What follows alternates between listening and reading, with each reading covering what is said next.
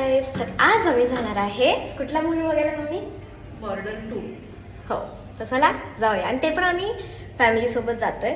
तर चला जाऊया. किंजूला घेऊन नाही जात आहे आम्ही.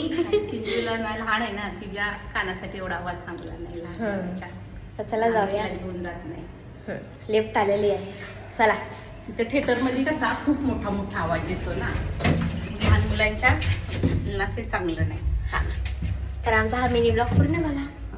तर फायनली आम्ही निघालो आहोत आणि मी खूपच एक्सायटेड होती, कारण की मी माझ्या पूर्ण फॅमिलीसोबत जात होती. मी होती, माझी मम्मी, माझ्या दोन्ही आत्या आणि माझे मामा. आणि आम्ही खूप दिवसापासून प्लॅन करत होतो, की आम्हाला बॉर्डर 2 मूव्ही बघायला जायचं आहे. तर आम्ही आमच्या जवळच्या थिएटरमध्ये आलो आहोत आणि फायनली आहे ना मूव्ही स्टार्ट झाली आहे.